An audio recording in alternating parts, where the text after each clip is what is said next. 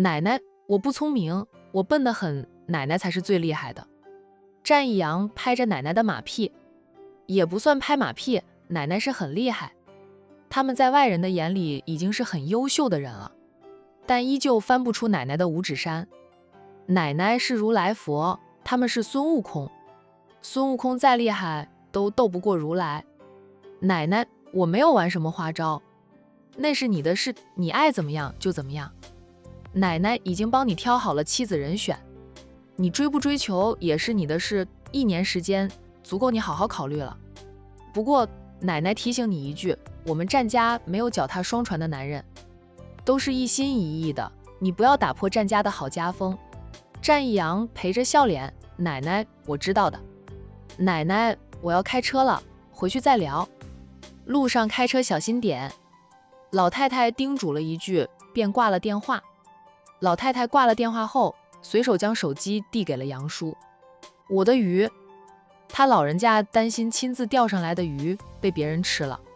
杨叔笑道，老夫人烤的鱼，闻着好香，没有人会抢老夫人的鱼。这几个跟着儿女们过来住在工人宿舍里的老太太，虽说跟老夫人聊得来，也明白老夫人再怎么平易近人，她都是战家的定海神针。他们会陪着老夫人聊天、钓鱼、摘花等。老夫人的东西他们是不敢轻易碰触的，他们儿女的工作都在这里呢。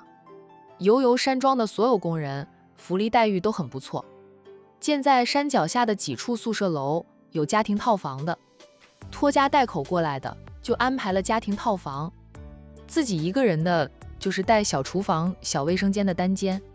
宿舍楼前面也有些空地，那些空地被划成了一小块一小块的菜地，分给那些工人家属种点青菜，自给自足的。不想种也没事，山庄脚下那么多的地方，也种有蔬菜瓜果，那是提供给山庄的。主人们大多数不在山庄里，供应有余便是给工人们吃。不想在山庄里吃饭的，就补助一点伙食费，让他们自己买菜做饭。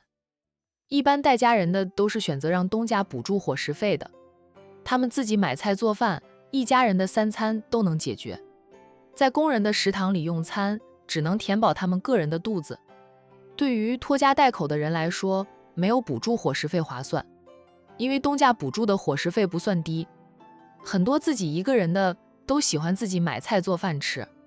杨叔，你去准备点鱼虾，烤好给老四吃，他在回来的路上了。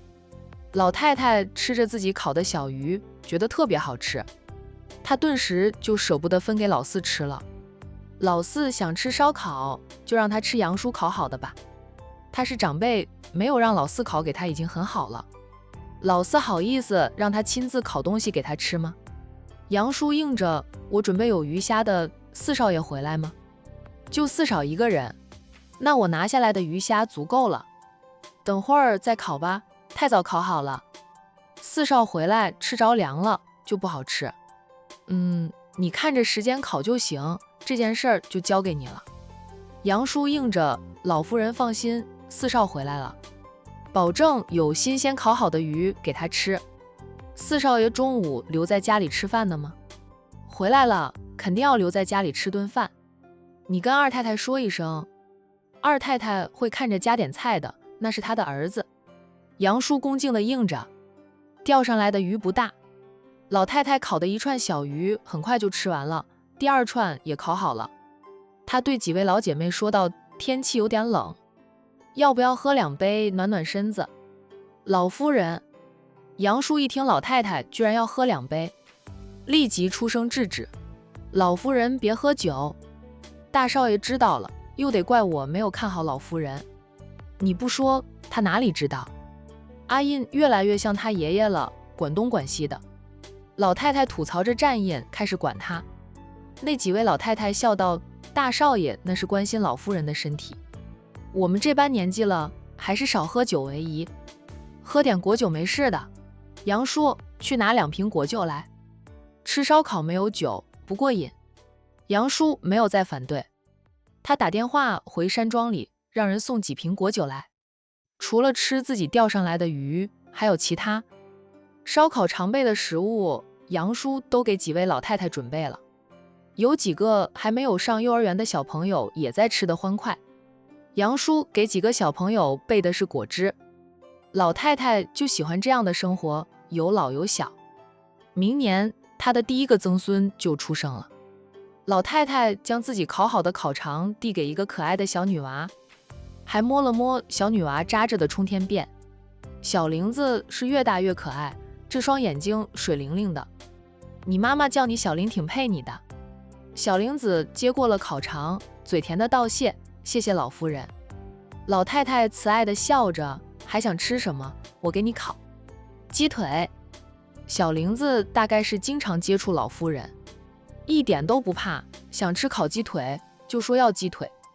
另一位老太太笑道：叶奶奶这只鸡腿烤好了，你要吃吗？先给你吃，叶奶奶再烤过。叶奶奶你先吃，我吃着烤肠，等会儿再吃烤鸡腿。小丫头手里拿着烤肠吃，倒是不贪心，没有现在就要烤鸡腿。她还说等我再大一点，我也能烤鸡腿了。我给几位奶奶烤好吃的。几位老太太都笑了起来，夸这小丫头嘴甜。小玲子被夸得有点不好意思了，就走开了。她走到杨叔身边，跟着杨叔，杨叔走到哪里，她就跟到哪里。杨叔做什么，她就在一旁认真看着。杨叔好笑地问她：小玲，你老跟着杨伯做什么？我看杨伯都是做什么的，我长大后想接杨伯的班。杨叔笑着摸了摸她的头：你才3岁，离长大还远着呢。等你长大，杨伯早就退休，有了接班人。你可能需要等下一位管家伯伯退休了才能接班哦。他没想到小丫头居然想当油油山庄的总管。小玲，你的野心要更大一点，知道吗？你要想长大后进入大少爷的公司，在公司里当个高管。小丫头说道：我爸爸说杨伯伯很厉害，能赚很多钱，我就要接杨伯伯的班。他的收入是很高，毕竟是油油山庄的总管。老太太听到小玲的话，她笑着朝小玲招手：小玲子，你过来。小丫头走了过来。老夫人，鸡腿可以吃了吗？她以为老太太是叫她过来吃烤鸡腿的。老太太把她拉近前，抱在怀里，笑道：还没有烤好呢，等会儿就能吃了。你怎么想着接杨伯伯的班？老太太喜欢女儿，这是整个山庄的人都知道的。战家几代都没有生过女儿了，老太太盼了女儿，又盼孙女儿，都失望告终，如今开始盼着能有个曾孙女，还不知道能不能盼到呢。她常跟工人们说，他们家里的女儿可以接过来，在管城这边上学生活，有空的时候就到山庄里的儿童游乐园玩。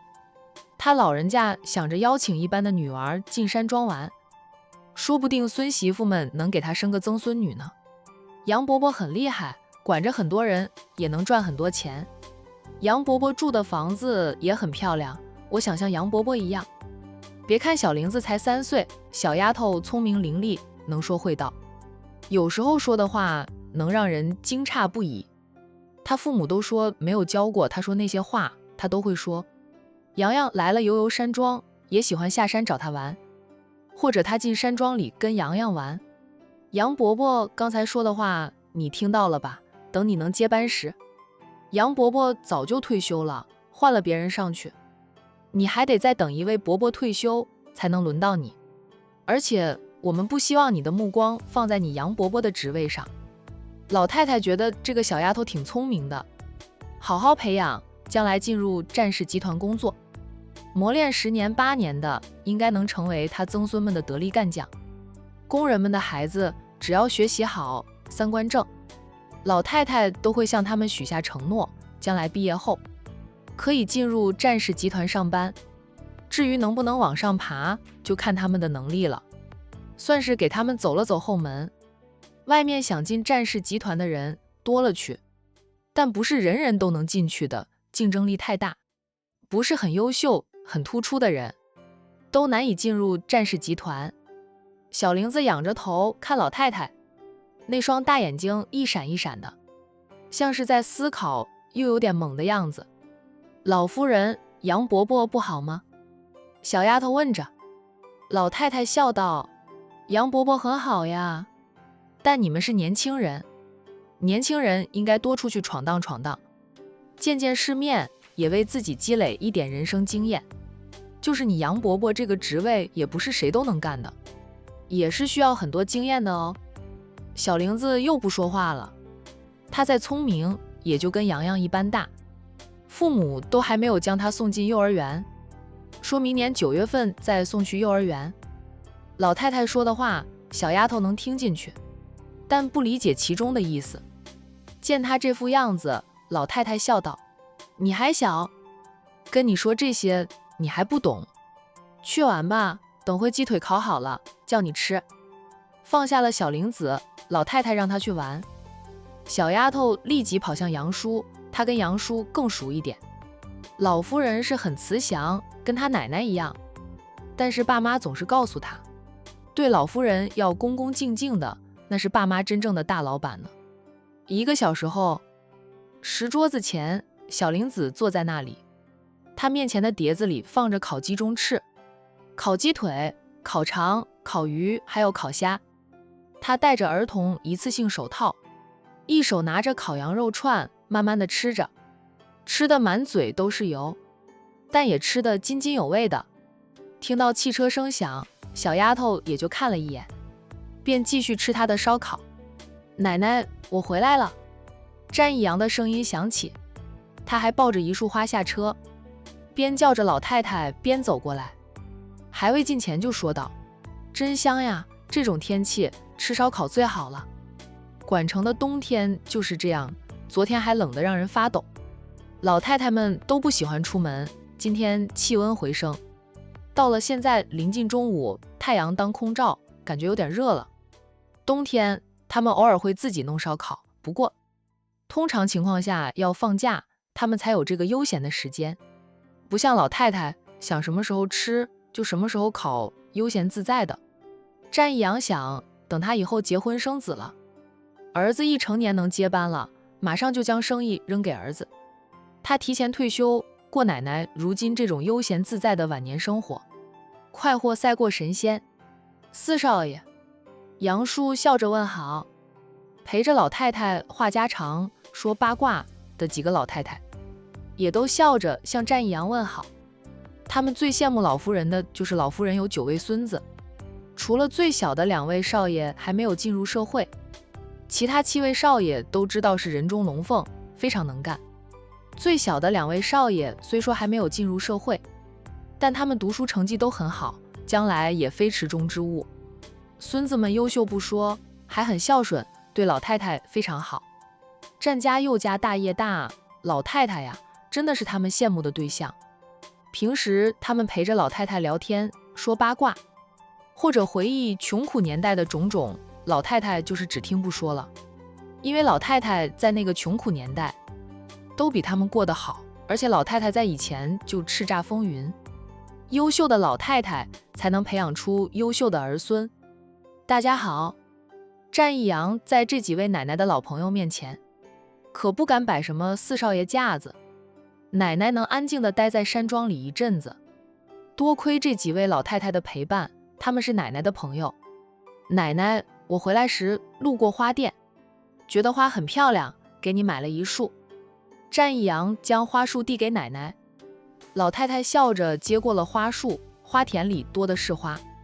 老夫人，四少爷送给你的花束，那是孝敬，是祝愿你健康快乐的，跟花田里的花不一样。就是我孙子要是送我一束花，我做梦都能笑醒。几位老太太夸赞战一阳的孝顺，一位老太太招呼着战一阳：四少爷来吃烤鱼，这是老夫人亲自钓上来，清理干净，亲自烤的鱼，好吃得很。老太太嘴上说她钓的鱼不给战一阳吃，让杨叔准备了鱼虾另外烤，实际上她还是给孙子留了些。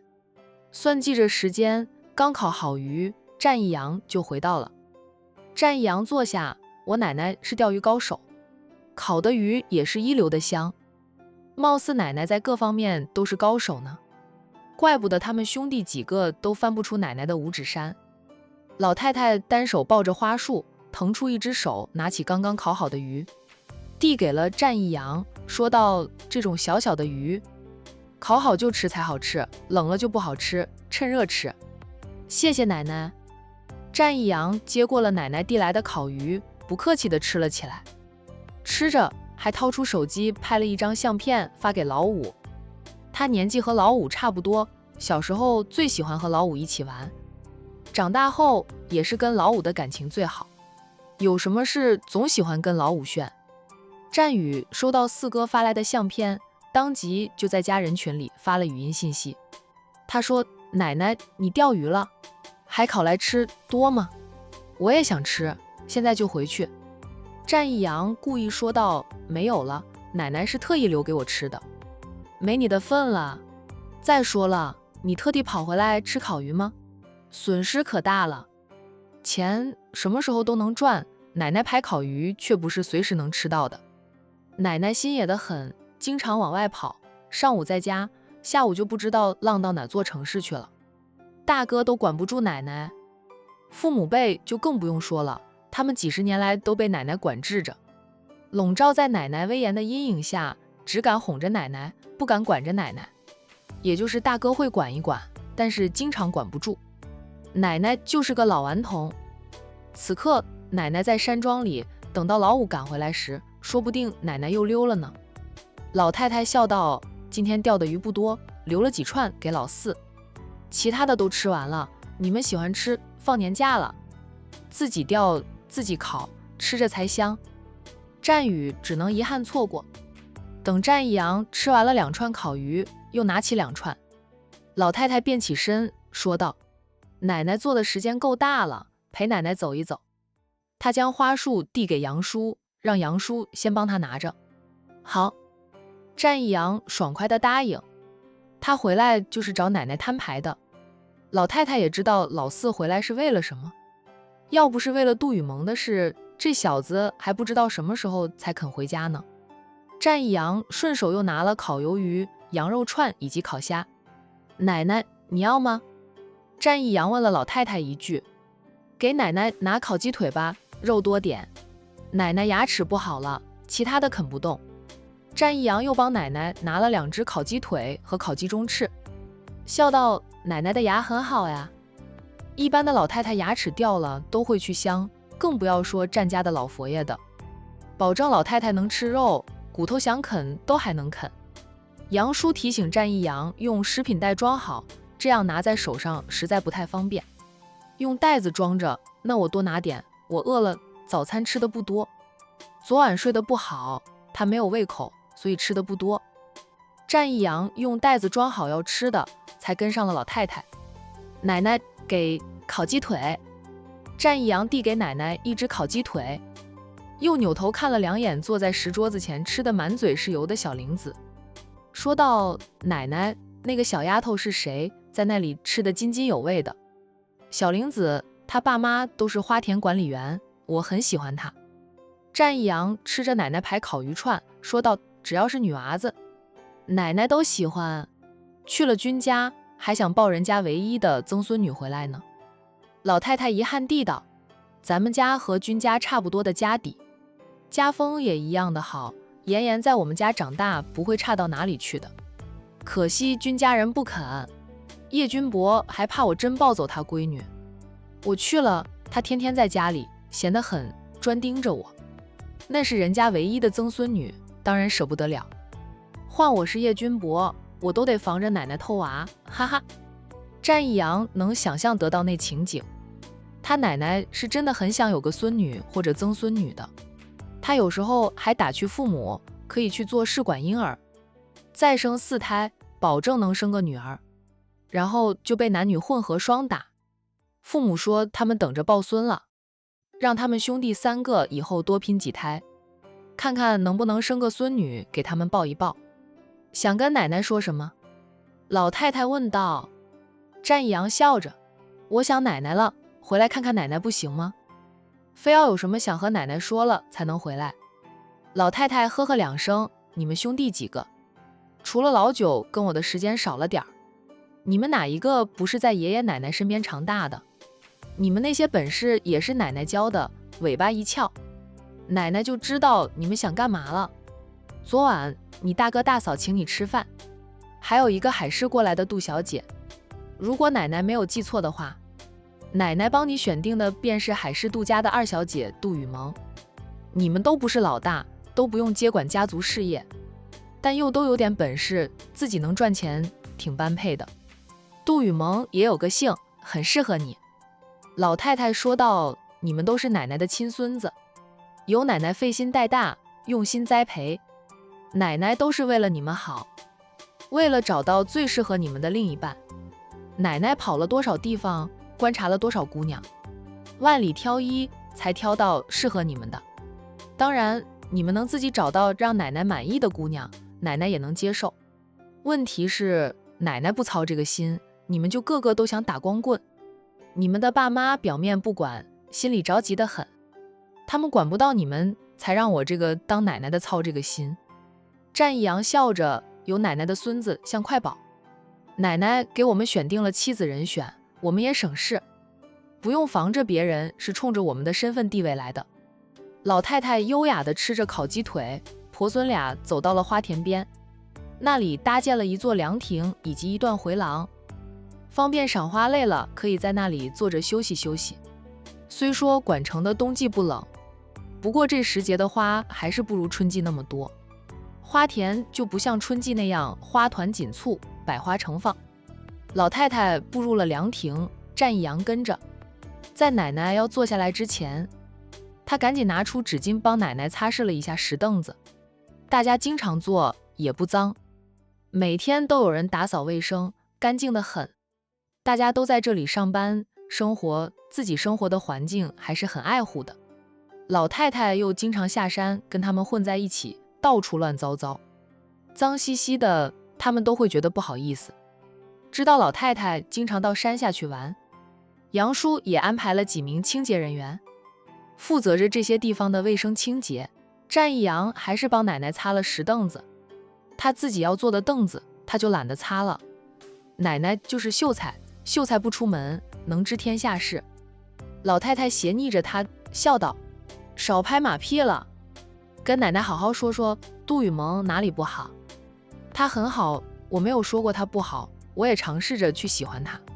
这不，我尝试着与她培养感情，我感情没有培养出来，她的感情培养出来了，千里迢迢跑来找我算账了。她说我把她当猴子来耍，我冤枉呀。我真的是很努力的去爱她了，就是没有爱上。战一阳很无辜地道。他说的时候嘴里也不停，还在吃着他的烧烤。他是奶奶看中的人，我承认他很优秀，各方面都与我很般配，我也不讨厌他，就是跟他在一起，我总是觉得少了点激情。有一段时间了，我可以肯定地告诉奶奶，我没有办法爱上他。当然了，若我没有真正爱的人娶了他，我和他也能相敬如宾一辈子的。老太太嗯着，然后呢？战一阳顿了顿后说道：我上次跟奶奶说，我总是梦到一个女孩子跟她纠缠不休的，在现实里还真的遇到了。我知道。战一阳笑嘻嘻的，什么都瞒不过奶奶的，奶奶连我拿了她的东西都知道。你承认拿了人家的东西还不归还？上次她都找到公司去，问了你二哥，知道你不在战氏集团，她才走的。这件事不止老太太知道，整个战家都知道。战一晨并没有瞒着家里人，还给他了，见面的机会就少了，他行踪飘忽不定，神龙见首不见尾的，我都怀疑他是苏少主的亲妹妹。苏少主就是飘忽不定，神龙见首不见尾的。苏腾没有妹妹，他不是苏家的人。老太太肯定地道。战一阳不动声色地问，那他是哪家的人？有可能是我们战家的，也有可能不是，就看你娶不娶她了。他的俊脸有点红。提到杜雨萌，他夸赞的话一大堆，但他表情没有什么变化。老太太可以肯定他是真的不爱杜雨萌。提到了狐狸，他就脸红了。老太太眸子闪烁，脸红就对了，说明真上心了。这样才好玩吗？奶奶，我不爱杜雨萌，但杜雨萌似乎想和我试着交往。她说要公平竞争，这丫头也有点难缠的。我承认我更喜欢狐狸，我要是真娶了狐狸，奶奶还认我这个孙子吗？老太太故意说道，是你结婚，是你要过一辈子的，你自己喜欢就好，管奶奶喜不喜欢。奶奶认不认你这个孙子，也改变不了你是奶奶孙子的事实。奶奶还有多少年的日子？奶奶一死，还能碍着你们谁的眼？你们想做什么就做什么了。奶奶，战一阳严肃地道，得不到奶奶的认可，我就算真的很喜欢他，也不会结婚。奶奶在我心里比我爸妈还重要，奶奶也能长命百岁的。奶奶不是要抱曾孙女吗？我们兄弟9个，你将来有9个孙媳妇，说不定总有一个孙媳妇能生个曾孙女给你老抱抱呢。奶奶要抱到曾孙女，要养大你曾孙女，再帮你曾孙女挑个好婆家。老太太笑道，奶奶也想向天再借500年的寿命，能不？咱们现实点，都要面对现实的。奶奶能看到曾孙女出生，就心满意足了，哪里还敢奢望活到曾孙女出嫁呀？她身体再好，也是年已80旬的老太太了，曾孙女还不知道在哪里呢，她能不能等到老9娶亲都难说呢。行了，奶奶刚才也是逗你的，奶奶说过的，只要对方人品好，3观正，就算不是奶奶选定的人选，奶奶也会同意。问题是，你知道他是谁了吗？这么长时间了，你连人家姓甚名谁、家住何方都不知道。战一阳一脸窘色，我没用。他讪讪地道，我想请苏南帮我查一查的。苏南说这种事他懒得管，要是大哥让他帮忙，不管什么事儿他都帮，我请他帮忙他就不愿意了。他是你大哥的铁哥们，又不是你的铁哥们。老太太觉得苏南拒绝帮战一阳调查狐狸很正常，并没有错，人家苏南又不欠着战一阳的。老四既没有在战氏集团总部上班，与苏南没有同事之意，又不是铁哥们，没有哥们之情。苏南愿意帮就帮，不愿意帮也没有对不起老四。这种事你还要苏南帮你？老太太又反问了一句，让战一阳的脸更红了。他张张嘴想说什么，又不知道怎么反驳，最后就是狠狠地吃着烤羊肉串。再给你和杜雨萌2、3个月的时间，若是你还是无法爱上杜雨萌，你就跟他说个明明白白的。不过以后你后悔追妻火葬场了，你也别哭。老太太说着又笑，奶奶还没有看过追妻火葬场的戏呢。你大哥大嫂那时候闹点矛盾，很快就和好了。追妻火葬场的戏码都不够激烈，时长也短，看得不过瘾。老四，你是不是要上演一场追妻火葬场给奶奶看看？战一阳，奶奶，我确定我现在是不爱杜雨萌，如果再和他尝试2、3个月，他本来就喜欢我了，就会更加的喜欢我，感情更深了，对他是一种伤害。我不爱他，但我也不想伤害他。他很好，是个好女孩，我希望她能找到一个比我更适合她的男人。她不爱就不爱了，现在不爱，以后也不会爱。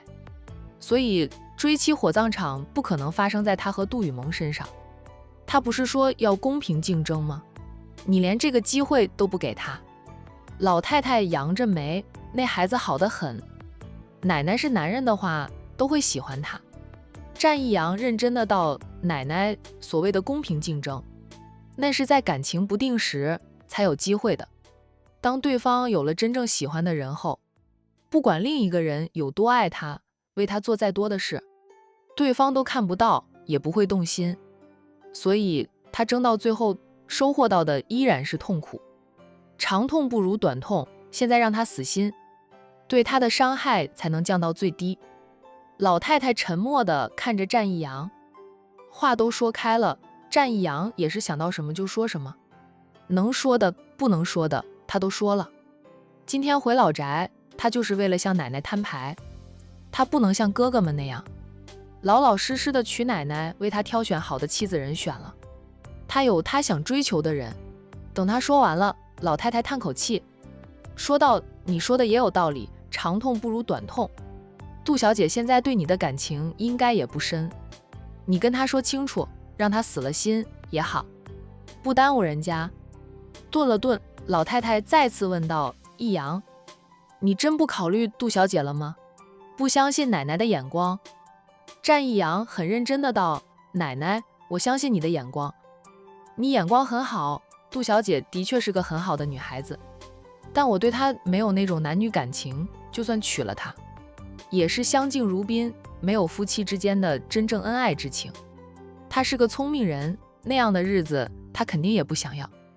奶奶，爱就是爱，不爱就是不爱，没有理由。”老太太嗯着，好吧，既然你这样说，那奶奶也不再管你的感情之事，你想怎么样就怎么样，喜欢谁就去追，但有一点底线，你将来娶回家的女人，人品必须要好，就算不能好，但也不能太差，至少要过得去，别坏了我战家的名声。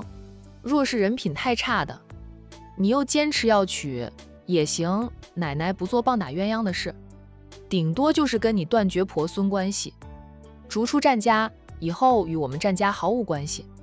他老人家是不允许一粒老鼠屎坏了一锅粥的。战家的好名声是战家的几代人，还有他和老头子几十年的心血才打造出来的，不能被战易阳坏了。战易阳表情严肃，保证地道：“奶奶，我知道他人品若是不好，我就算再喜欢他也不会娶她的。娶妻娶贤我还是知道的，你知道就好。杜小姐现在管成，你自己跟她好好谈谈吧。奶奶老了，管不了那么多，只要你以后不会后悔就行。还有你今天做出的决定，以后若是后悔了，发觉还是杜小姐更适合你，想去重新追求杜小姐，想让我们帮忙的时候，你记得你今天说的话，不要来找奶奶帮忙，也不要去打扰你兄嫂，你大嫂怀着身孕，还每天上班，很累的，没有那么多时间理你们的烂桃花。”战易阳，奶奶，我很清楚我对杜雨萌没有爱，你咋老说我以后会后悔？我不后悔，我战易阳做事从来不后悔。老太太笑了笑，那就好，我的烤鸡腿给我。战易阳将另一只烤鸡腿递给奶奶，老太太优雅地吃着烤鸡腿，视线望向远方。奶奶在这里坐会儿，你先回山庄，中午留在家里吃饭，跟你妈说了你回来，她等着你吃饭呢。下午就赶紧去找杜小姐，跟她摊牌，说明白，让她死心。不过杜小姐是为了你才来的管城，来者是客，你给她准备点管城的特产，让她带回去，当作是你伤了人家的心，赔礼道歉。战易阳，奶奶，她肯收吗？我严词拒绝她，她恼羞成怒的肯收下我送的特产。你可以买了，交给你大嫂，由你大嫂出面送。彤彤肯定会给杜雨萌准备点特产带回去的，叫你大嫂不用花钱了，你去买，以你大嫂的名义送，杜小姐会收下的。战易阳哦了一声，这样做算什么赔礼道歉？杜雨萌都不知道东西是他买的呀。想了想，战易阳还是决定按照奶奶说的去做。要是告诉杜雨萌东西都是他买的，那丫头说不定就在想，他对她还是有点意思的，他会以为他还有希望，不肯死心，那就麻烦了。奶奶，你不回家吃饭吗？战易阳看看时间，快到饭点了。老太太说道：“我吃了那么多烧烤，已经吃饱了，等会儿去他们家里吃碗白粥就行。大鱼大肉吃多了，就吃碗白粥配咸菜。你回去陪你爸妈吃顿饭。”见老太太不想回家，战易阳也不勉强。奶奶喜欢跟那些老人家一起玩，也饿不着奶奶，她不用担心奶奶会没东西吃。我打电话叫他们过来一起赏花。老太太掏出手机就打电话，等到刚才那几位老太太往这边走来了，战易阳才走出凉亭。很快，他走回到车子前，上了车，开车上山，压根儿没有发现，在他走后，老太太对着他远去的背影，笑着低语：“小子，你玩不过奶奶的，以后有你求奶奶的时候。”这样戏才精彩，为他的老年生活添几分乐趣。老了没事干，孙子们不让他干活，那就逗逗孙子们，取个乐了。二太太在别墅门口等着，看到战一阳的车子了，儿子还没有下车，他脸上已经堆起了笑。儿子长大后回家的次数少了，他们做父母的也就盼着儿子们回来，在家里吃顿饭都好，要是能在家里住上几天，他们就更开心了。不过知道儿子们都工作忙，梁老也不会要求儿子们经常回来。老太太还健在，这些小子们个个孝顺奶奶，一个月还是会回来1、2次，甚至更多的。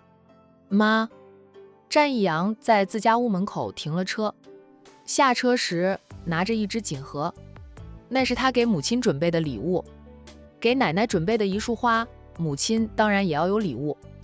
奶奶是他们家最富裕的那个，礼物随意就行，准备贵重了还要挨骂，所以他只买了1束花。母亲是嘴上骂，实际上很开心的。他们给父母买的东西，都是嘴上说他们浪费钱，转身就换上他们买的衣服，或者带上他们送的珠宝，出去炫耀去了。记得他异母同胞的亲大哥，第一次给父亲送了一套西装，他爸呀穿上了就舍不得换下来，恨不得天天都穿着儿子送的西装上班，到处炫耀儿子送的衣服。你奶奶没跟着你回来？二太太含笑问着，瞧见儿子手里拿着的锦盒，她说道：“又买了珠宝给妈？妈已经很多珠宝，以后不用买了，等你有老婆了，买给你老婆。”